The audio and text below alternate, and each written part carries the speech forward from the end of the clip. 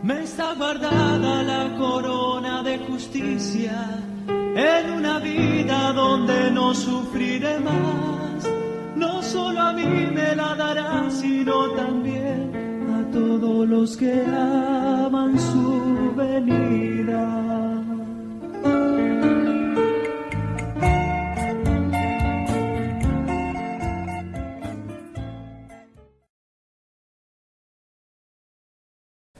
Gloria al Señor. Que el Señor le bendiga, hermano. Bendito sea el nombre del Señor. Vamos, amados hermanos, a la palabra del Señor. Vamos a ir a la segunda carta a los Corintios. Segunda carta a los Corintios, capítulo 3.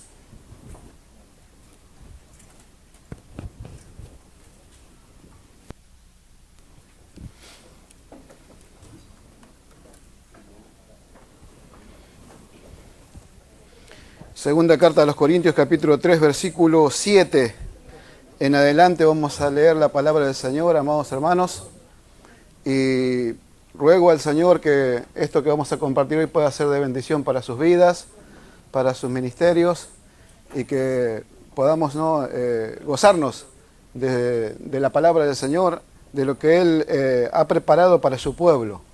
Gloria al nombre del Señor, amados hermanos. Capítulo 3 de segunda carta a los Corintios, versículo 7 en adelante.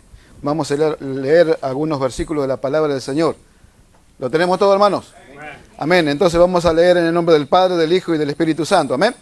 Dice así la palabra del Señor. Y si el ministerio de muerte, grabado con letras en piedras, fue con gloria, tanto que los hijos de Israel no pudieron fijar la vista en el rostro de Moisés a causa de la gloria de su rostro, la cual había de perecer, ¿cómo no será más bien con gloria el ministerio del Espíritu? Porque si el ministerio de condenación fue con gloria, mucho más abundará en gloria el ministerio de justificación.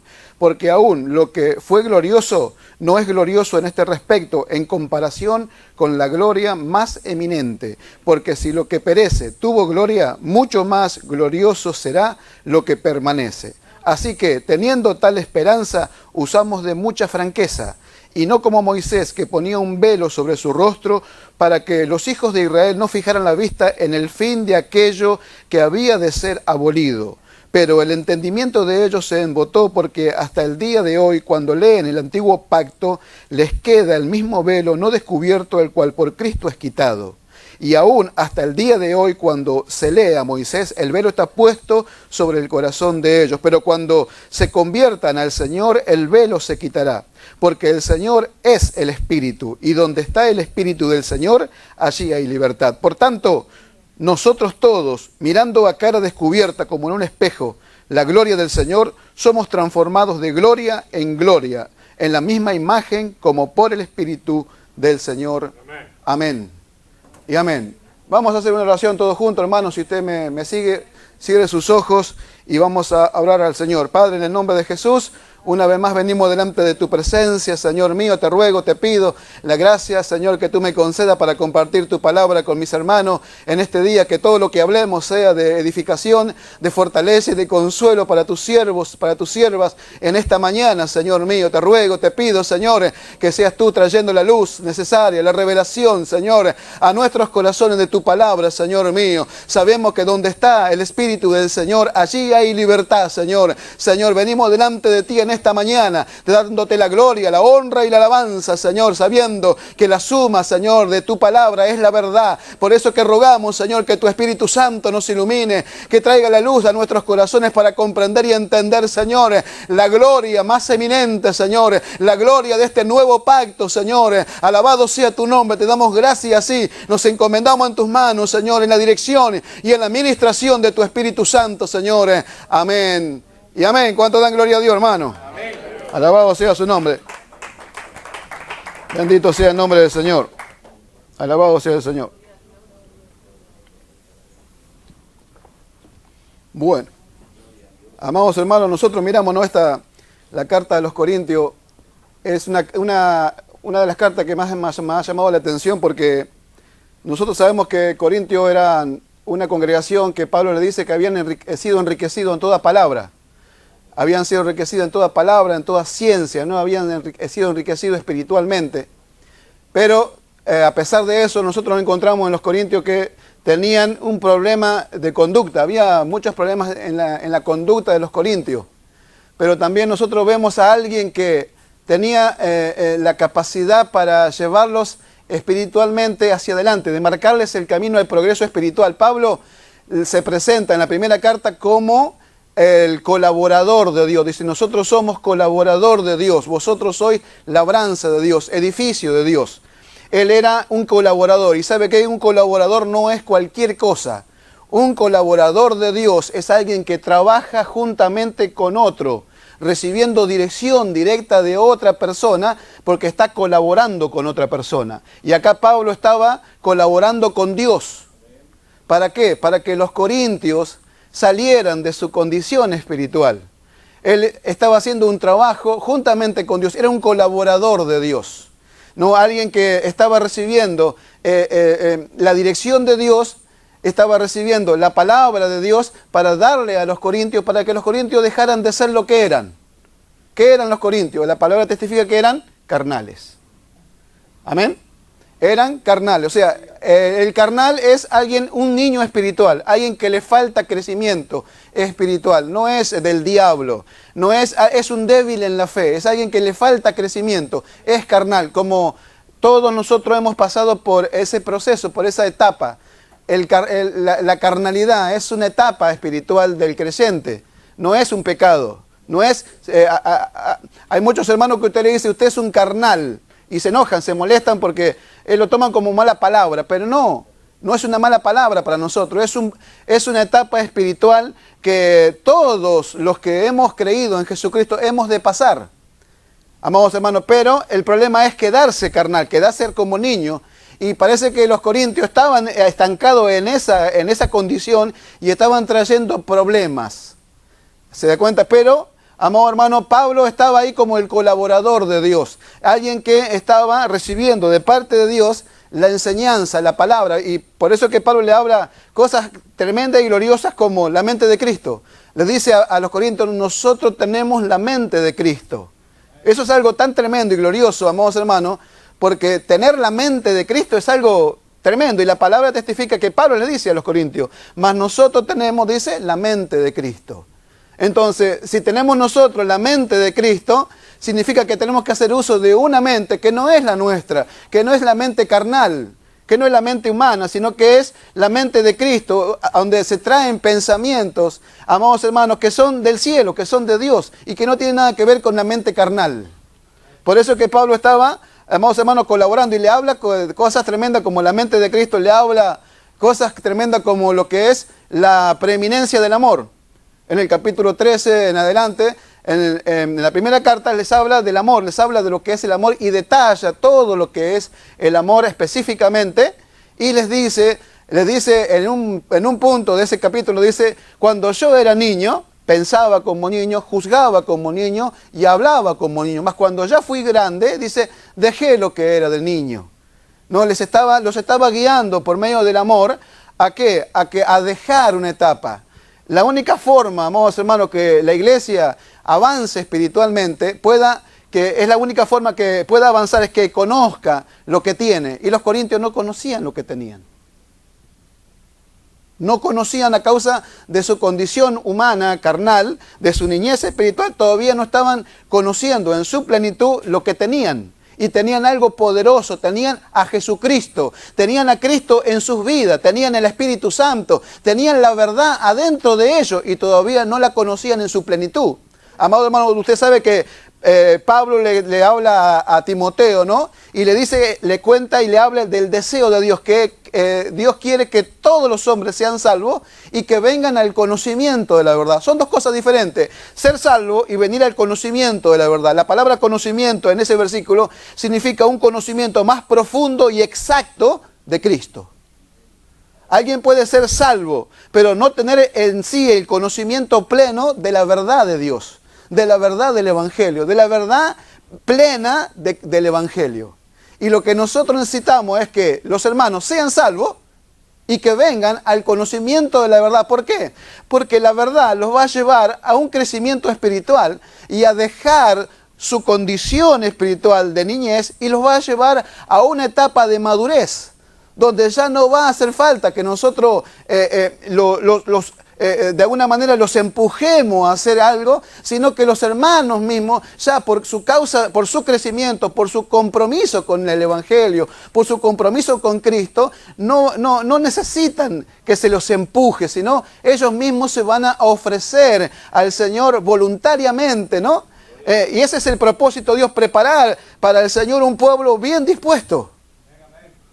Un pueblo bien dispuesto, no un pueblo que, hermanos, que haya que empujarlo, que no vienen, que vienen cuando se les antoja, que hacen lo que quieren, que van para allá, que vienen para acá, que no se sujetan a nadie, que no se sujetan al pastor, que no se sujetan a nada, y que van y hacen su obra por allá, otro por acá, hacen como quieren y van de acá para allá como quieren. Y usted lo vea, no están sujetos a nadie. Ese es un problema crónico hoy en la iglesia en general. La falta de aprender a la sujeción. Si alguien quiere ser una persona con autoridad, tiene que estar sujeto a autoridad.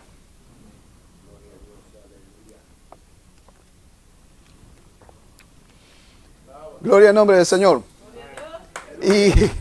Y un pastor es una persona investido con una autoridad de Dios.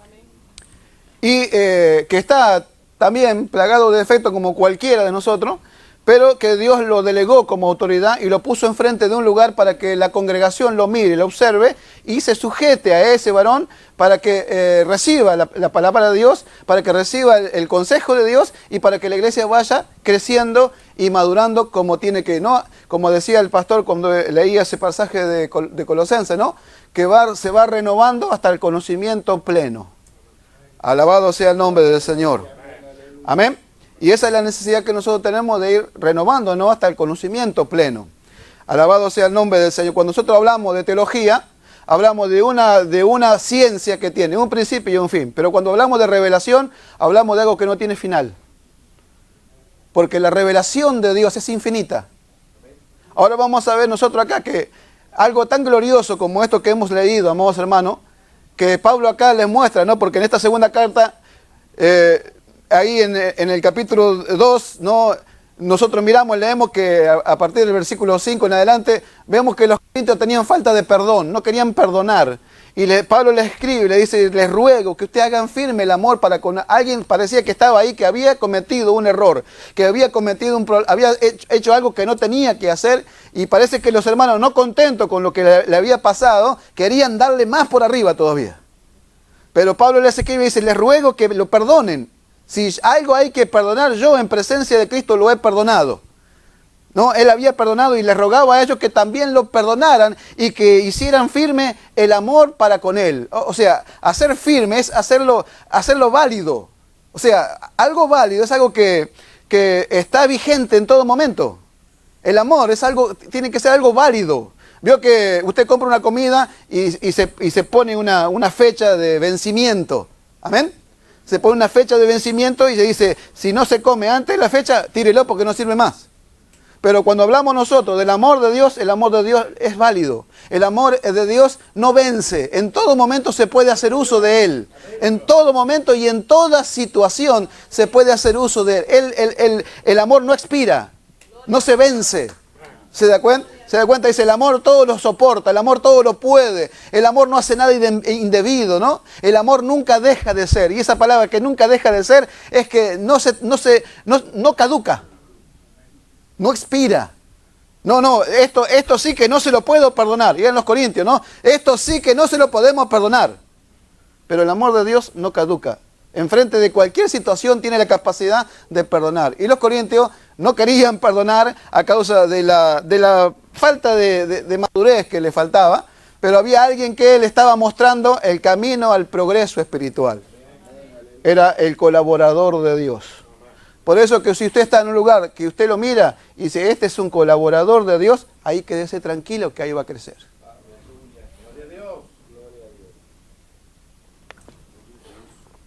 Alabado sea el nombre del Señor.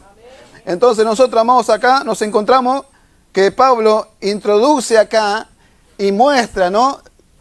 Digamos acá dos partes, o dos caras, o dos cosas que son la ley, el antiguo pacto y su gloria.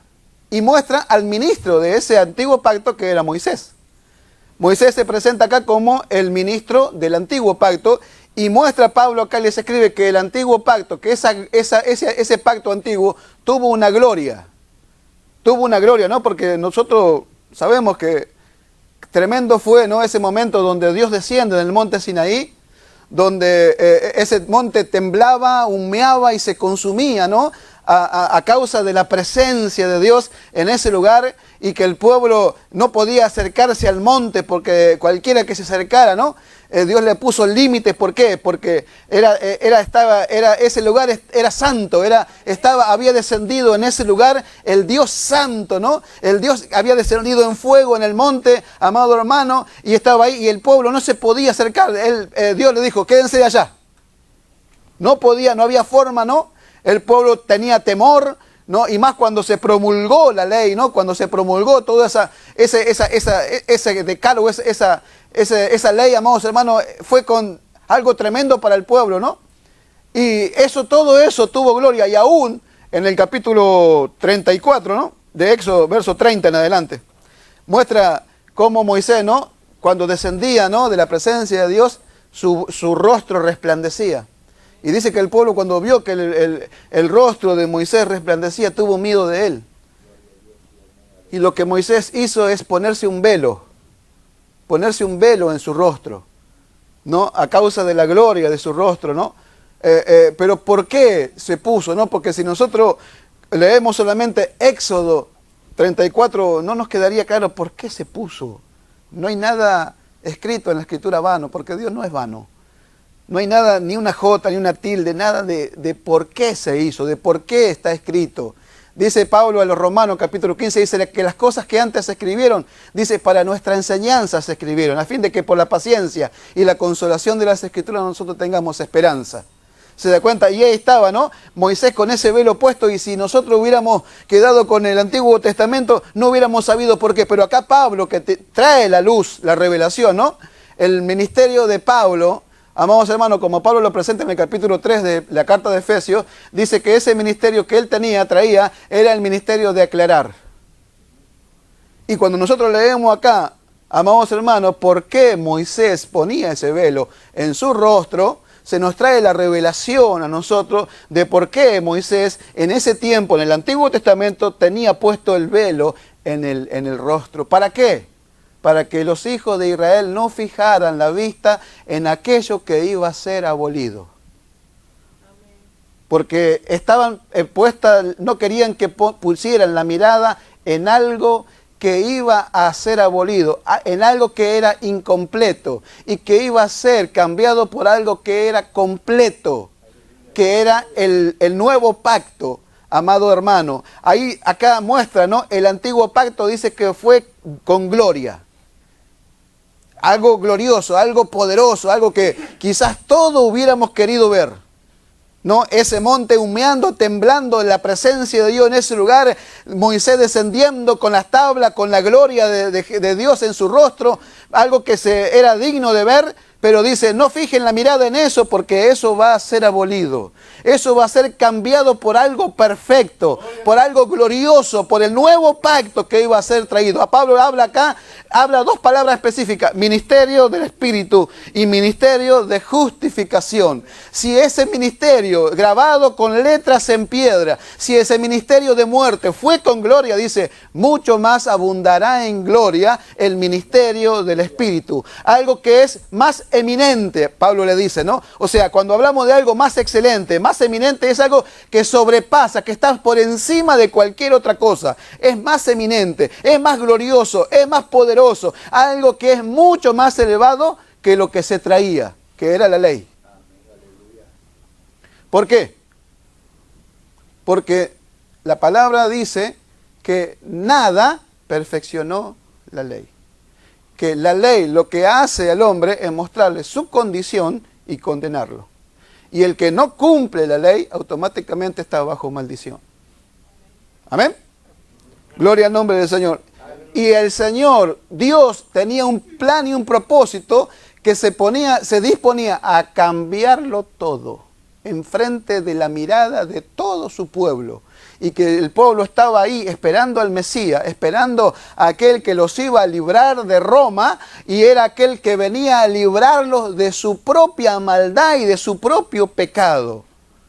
Y estaba el pueblo ahí mirando y esperando, y no pudieron ver, no pudieron conocer el tiempo de su visitación. El Señor se presentaba como aquel que iba a cambiar todo.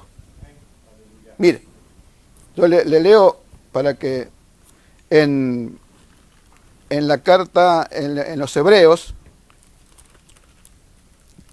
en el capítulo 7, en el versículo 11, ¿me escuchan? Dice así: si pues la perfección fuera por el sacerdocio levítico, porque bajo él recibió el pueblo la ley, ¿qué necesidad habría aún de que se levantase otro sacerdote según el orden de Melquisedec, y que no fuese llamado según el orden de Aarón? Porque cambiado el sacerdocio, necesario es que haya también cambio de ley. Y aquel de quien se dice esto es de otra tribu, de la cual nadie sirvió al altar. Porque manifiesto es que nuestro Señor vino de la tribu de Judá, de la cual nada habló Moisés tocante al sacerdocio. Y esto es aún más manifiesto si a semejanza de Melquisedec se levanta un sacerdote distinto, no constituido conforme a la ley del mandamiento acerca de la descendencia, sino según el poder de una vida indestructible. Pues se da testimonio de él: tú eres sacerdote para siempre, según el orden de Melquisedec. Queda pues abrogado el mandamiento anterior a causa de su debilidad e ineficacia, pues nada perfeccionó la ley, y de la introducción de una mejor esperanza por la cual nos acercamos a Dios. ¿Qué muestra acá? Muestra que se cambia todo. Cuando está presente Cristo, era sumo sacerdote según el orden de Melquisedec. O sea, alguien que no tenía principio ni fin, alguien que no se sabía de dónde vino. Melquisedec apareció por allá en el Antiguo Testamento con Abraham y después no se sabe de dónde salió. Entonces viene Cristo y se lo señala como sumo sacerdote según el orden de Melquisedec. Y nosotros sabemos que el Señor vino de la tribu de Judá, no vino de Leví. No era de la ascendencia de Aarón. Nada habló de Judá tocante al sacerdocio. Entonces dice ahí la palabra que cambiado el sacerdote, necesario es que también haya cambio de ley. Y ahí es donde Dios cambia las cosas.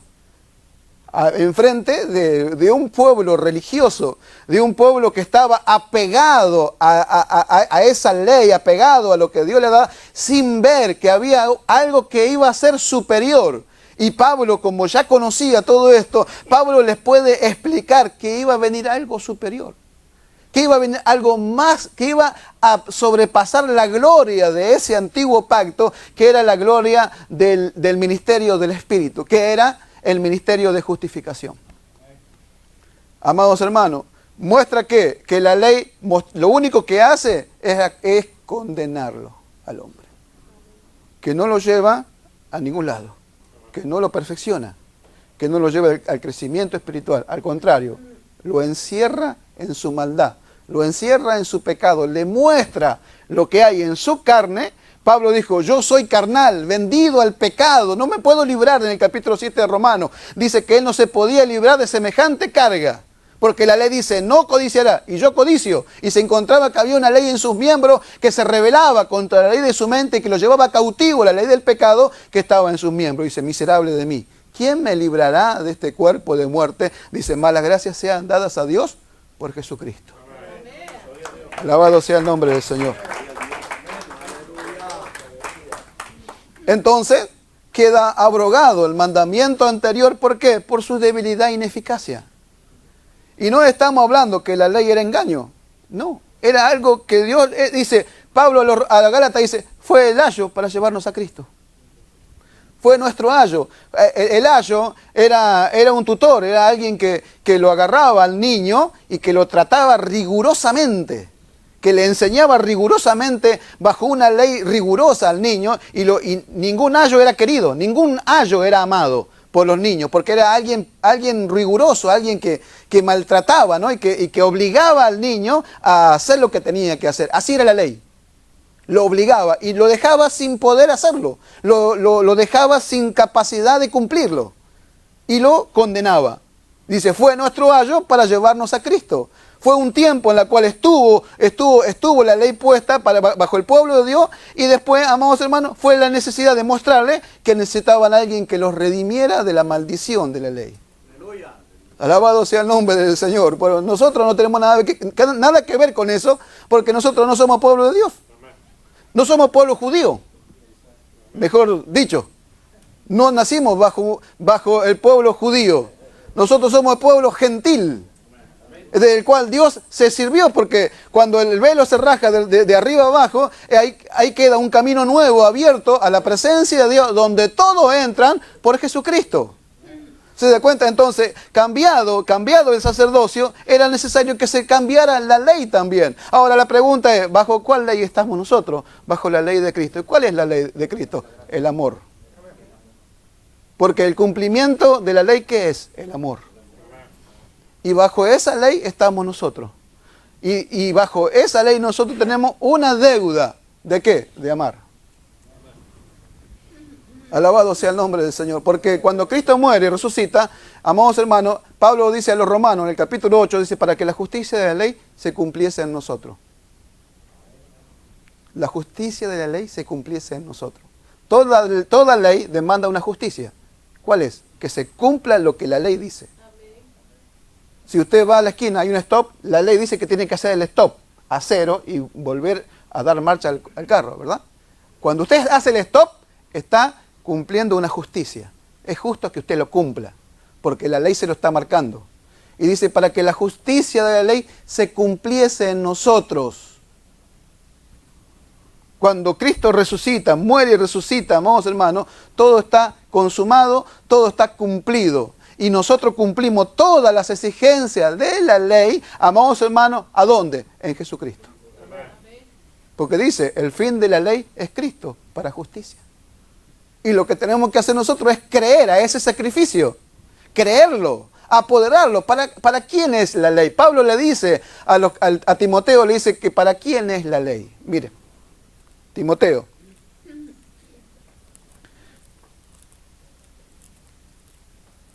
Primera de Timoteo, hermano. Alabado su nombre. Primera de Timoteo, capítulo 1, verso 9. Se me perdió Timoteo por acá.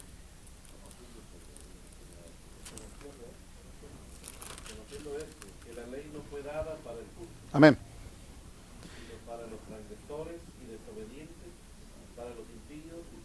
Amén. Y profanos, para los parricidas y matricidas, para los homicidas, para los fornicarios, para los sodomitas, para los secuestradores, para los mentirosos, los perjuros y para cuantos se oponga a la sana doctrina, según el glorioso evangelio del Dios bendito, que a mí me ha sido encomendado. Acá dice, ¿no? Clarito, ¿verdad? Acá, amados hermanos, dice, ¿para quién? Dice, amados hermanos, conociendo esto, que la ley no fue dada al justo. Alabado sea el nombre del Señor. ¿Sabe cuál es el problema, amados hermanos? ¿Sabe cuál es el problema? El problema es que aquel que se cree justo está bajo la ley. Y el que está bajo la ley está condenado. Y ese versículo que el pastor dijo, no hay justo ni aun uno, es la verdad. Pero siga leyendo.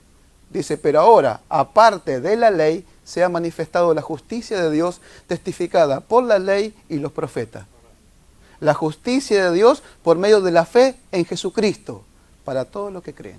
Ahora vamos a ver esto, ahora vamos a seguir con esto, porque esto acá muestra, amados hermanos, la gloria del antiguo pacto. Ya vimos que fue abolida por su insignificancia y su debilidad, y que Dios la cambió en Jesucristo, amados hermanos, que cambió el sacerdote y cambió la ley. ¿Por qué? Porque era ineficaz, porque nada podía perfeccionar. Pero vamos ahora a ver lo que sí ahora puede perfeccionarnos a nosotros y llevarnos a la imagen de Cristo, llevarnos a la madurez, llevarla a la iglesia a la madurez.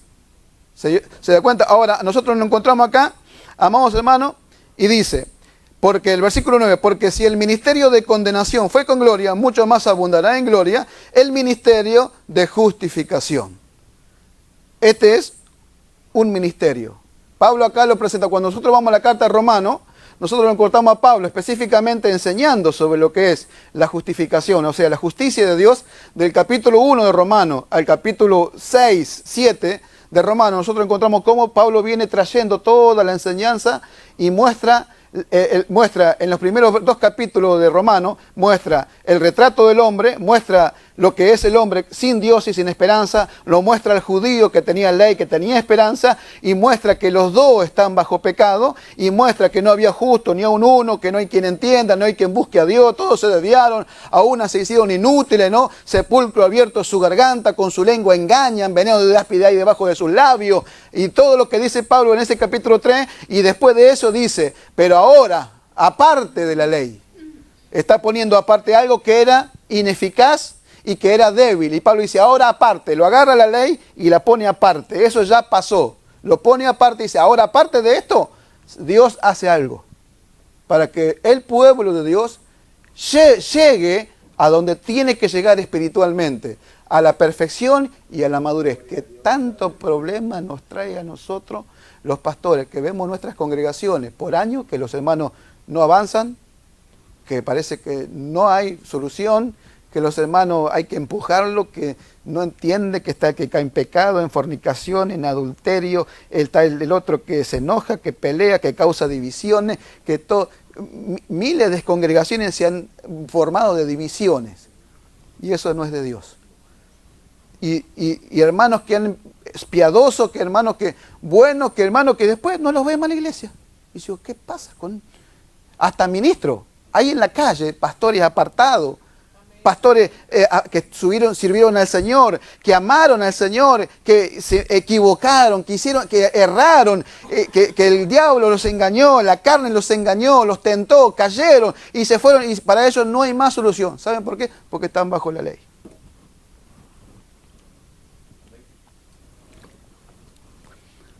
Porque, amados hermanos, la gracia es la única forma de que el hombre la reciba y se restaure. Es la gracia de Dios. Alabado sea el nombre del Señor. Entonces nosotros nos encontramos acá con un ministerio. Acá Pablo de los Corintios le habla de 2 ministerios. El ministerio de justificación y el ministerio de reconciliación en el capítulo 5. Pero vamos a hablar específicamente de este ministerio que no es dado a una persona, sino que les dada a la iglesia, y que la iglesia no la conoce.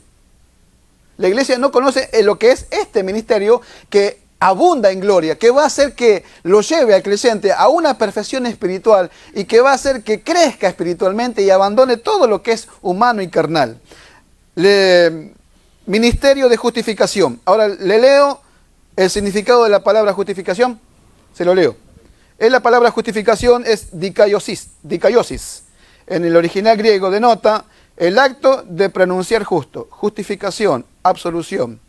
Su significado preciso está determinado por el verbo dikaio.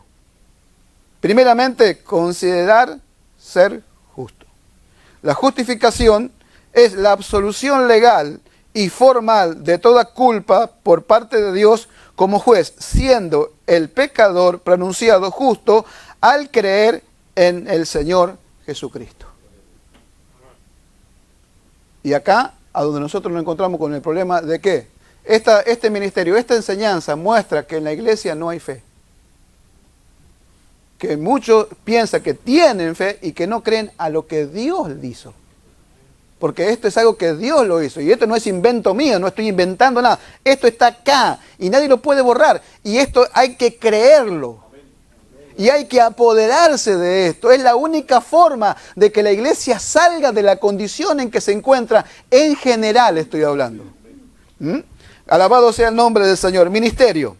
La palabra ministerio es diaconia. En este versículo significa oficio y obra del diácono. Servicio, ministerio. Se usa de deberes domésticos, de un ministerio religioso y espiritual, y se relaciona con la palabra ministrar, ministro, que es la palabra en el original griego diaconeo. Significa ser siervo, asistente, ministrar, en el sentido de aliviar las necesidades de alguien supliendo cosas necesarias para la vida.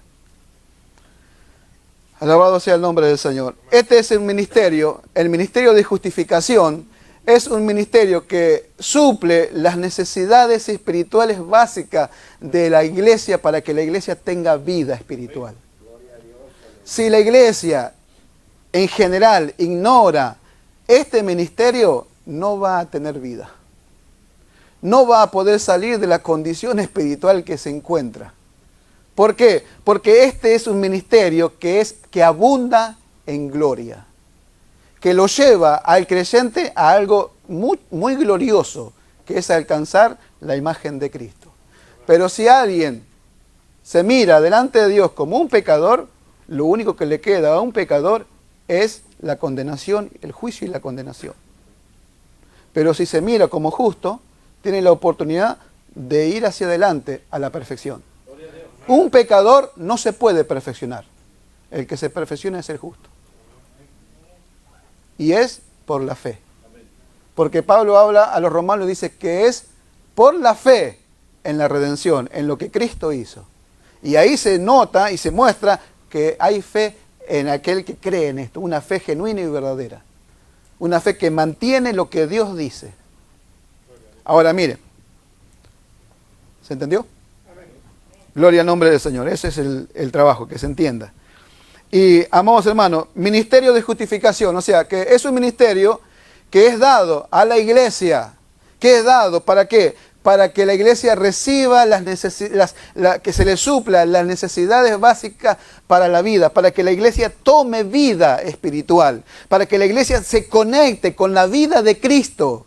¿Por qué? Porque el antiguo pacto no podía perfeccionar absolutamente nada. Era el ministerio de condenación. Era un ministerio que lo condenaba y que no lo llevaba a ningún lado. Pero cuando Pablo enseña y dice, este ministerio abunda en gloria. Y dice en el versículo 17 en adelante, porque el Señor es el Espíritu, y donde está el Espíritu del Señor, allí hay libertad. Por tanto, nosotros todos, mirando a cara descubierta, como en un espejo, la gloria del Señor, somos transformados de gloria en gloria en la misma imagen, como por el Espíritu del Señor. La palabra ahí, transformar, traduce la palabra transfigurar, y es la palabra griega metamorfo.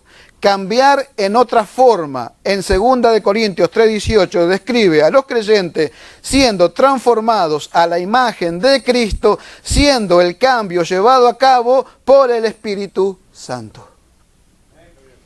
Eso es lo que significa en este versículo esta palabra, transformados, transfigurados. Dice que somos transformados de gloria en gloria. Cuando habla de ser transformado de gloria en gloria, habla que el creyente que ha creído en la justificación entra en un proceso y es transformado de gloria en gloria. Mientras no se entienda el valor de este ministerio, hay un velo puesto en el corazón de ellos.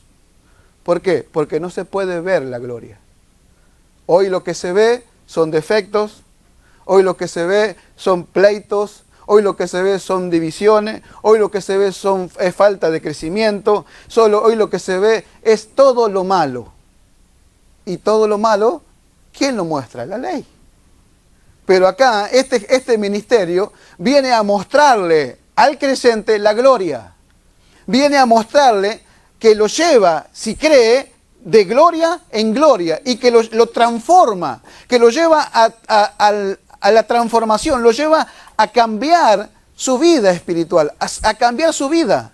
Lo lleva a cambiar su forma de pensar, lo lleva a cambiar su forma de hablar, lo lleva a asemejarse cada vez más a aquel que lo llamó, a Jesucristo. Somos transformados de gloria en gloria en la misma imagen, dice. En la misma imagen como por el Espíritu del Señor. Es el poder del Espíritu Santo el que produce ese cambio en el creyente y lo lleva y lo transforma y lo lleva ¿a dónde? A alcanzar la gloria de nuestro Señor Jesucristo. ¿Hacia dónde vamos nosotros? Dice que somos llamados, Tesalonicenses dice que somos llamados para alcanzar la gloria de nuestro Señor Jesucristo. Y la iglesia necesita entender esto. Por eso que, ¿cuál es la forma? Porque la teología lo da como una materia. Y yo he leído libros de teología que enseñan de una forma gloriosa, magistral. Tremenda. Yo he leído teólogos de principios de siglo que han escrito sobre la doctrina de la justificación, que yo me he puesto, mire, a llorar de tan claro que está ahí, de la forma que lo enseñan. Uno de los libros más sencillos que yo he encontrado es el libro de teología sistemática de Mike Perman. Yo lo leí ahí, la justificación, y me puse a llorar, porque el Señor me hacía entender cosas tan tremendas que este hermano escribió ahí. Tremenda. Yo leí Teología de Schaffer, un teólogo de 1940, que ya no se consiguen esos libros. Me lo consiguieron, tuve 3 tomos que los regalé, y el Señor me consiguió, un hermano me regaló 2 tomos de este varón, y cuando leí ahí todo lo que enseña este varón ahí, tremendo. Ahora, ¿sabe cuál es el problema? El problema es llevarlo a aplicarlo en la práctica de la iglesia. Porque nosotros podemos ir, la teología lo da de una forma hermosa, usted lo puede leer, ok. Pero después el creyente se encuentra con situaciones, se encuentra con problemas, se encuentra con lo que piensa, con lo que siente, con la tentación, se encuentra con un montón de cosas que tiene que afirmarse en la fe. El justo por la fe vivirá. ¿Se da cuenta? Tiene que afirmarse en la fe y creer y saber que el que lo llamó lo va a perfeccionar. Que no es la perfección nuestra, que no es por ir a ayunar 2 horas, por ir a leer 10 horas la Biblia, por ir a hacer una vigilia. No, es por la fe. No estoy diciendo que no lo haga. No estoy diciendo que no ore, que no ayune o que no lea la Biblia. No, esto es por la fe. Cuando el creyente entiende lo que es la gloria del ministerio de justificación, el velo se quita y ve que todas las cosas que le suceden no están en manos del diablo, están en la mano de Dios, y ve que Dios lo está perfeccionando, que si lo hace pasar por enfermedad, por sufrimiento, por padecimiento, es Dios que lo está perfeccionando, que lo está pasando por ahí, por el camino de la perfección. Hay miles de creyentes que no saben, no entienden por qué les pasan las cosas que le pasan. Hay un velo puesto en el corazón. ¿Sabe quién le echan la culpa? Al diablo. Todo el diablo. Y parece que el diablo es soberano. Y el único soberano es el Señor. Y nosotros estamos bajo la mano de Él. Colosenses dice que nuestra vida está escondida con Cristo en Dios. Que entre el diablo si pueda, ¿ves? Está escondida con Cristo en Dios. Que lo traspase, para tocarme a mí, para tocarlo a usted, tiene que traspasarlo a Cristo y después a Dios. ¿Cómo hace? Si Dios no le dice, vení, agarrarlo hacer lo que quiera, que yo pero no toque su alma. ¿O no? Entonces el creyente, mientras no entiende la gloria del nuevo pacto, mientras no entiende la gloria de la justificación, no entiende esto, tiene un velo puesto y no puede ver. Y todo lo que le pasa es sufrimiento. Todo lo que le pasa se ve como una víctima. Se ve que, estoy sufriendo, me está pasando esto. No, es Dios que lo está poniendo en el camino del perfeccionamiento. Y el camino del perfeccionamiento es ¿qué? No es la prosperidad. El camino del perfeccionamiento es el sufrimiento. Amén. Y Cristo dice que porque lo que padeció, aprendió la obediencia. ¿Se da cuenta? Lo llevó por un camino. ¿Y usted piensa que no nos va a llevar nosotros también por un camino? Por eso que del momento que el creyente crea esto, le empiezan a suceder cosas. Cosas que antes usted quizás no pensaba que le iban a pasar, o ni siquiera iba a pensar que le iban a suceder y no la puede entender. Pero es Dios tratando, perfeccionando nuestro carácter, nuestra vida. Metiéndonos en el desierto ahí. Metiéndonos en el desierto y poniéndonos en el sufrimiento. Por eso que el que sufre tiene que saber que hay un propósito de Dios en nosotros. No es el diablo nos toca si quiere, si Dios lo deja. Si Dios no lo deja, el diablo no puede hacer nada. No puede hacer absolutamente nada. Si hay ataque del enemigo, nosotros sabemos, nos levantamos a la mañana, oramos, ayunamos, reprendemos, para afuera diablo. Pero ¿y si no se va? Si oramos, ayunamos pasan los meses y estamos en la misma situación, no salimos. Disciplina de Dios. Pero la disciplina ¿es para qué? Es para llevarnos en el camino del perfeccionamiento. Dice, el que ande en el camino de la perfección, este me servirá. Y alguien que usted piensa que hay quienes hermanos que piensan, dice, no, yo quiero servir a Dios. Y como una vez un hermano me dijo, yo quiero ser pastor. Es algo bueno, un deseo bueno. Pero ¿sabe qué, hermano? Déjeme decirle algo. Que si Dios no lo llama, es en vano que usted quiera hacerlo. ¿Por qué? Y porque va a ir a un lugar a buscar un título y Dios no lo llamó al ministerio. Usted puede decir, yo quiero ser. Amén. Lo puede desear. Pero si Dios no lo llamó, es en vano que busque, porque Dios no lo llamó y no le va a dar el don para pastorear y no le va a dar la capacidad con el don para pastorear. Es algo así. Ahora, hay quienes que son caprichosos y quieren que si yo quiero ser pastor y quiero... Bueno, y ellos ya hacen lo que ellos quieren. Y Dios no tiene compromiso de revelarle su palabra ni de guiar al pueblo al crecimiento espiritual. Dios no tiene el compromiso. Porque el llamado de Dios no se basa en nuestra buena intención. No, se basa en el que Él llama. Su soberanía, su voluntad, su poder, su gracia. Él llama a quien Él quiere. ¿Amén? Él llama a quien Él quiere. Capítulo 3 de Marcos, verso 13 en adelante, dice que Él ya atrajo a Él a los que Él quiso.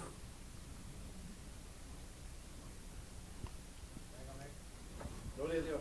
Aleluya. Aleluya. Entonces, amados hermanos, esto es, amados hermanos, para que nosotros miremos esto, ¿no?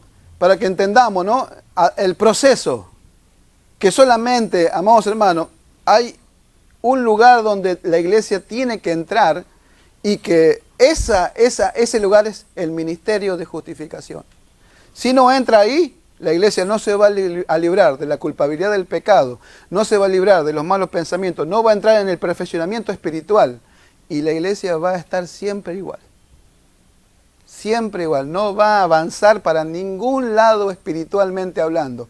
Podemos tener ideas, podemos tener proyectos, podemos hacer muchos movimientos, porque un movimiento no es avivamiento, es un movimiento de masa de gente para allá, para acá, ok, todo lo que usted quiera.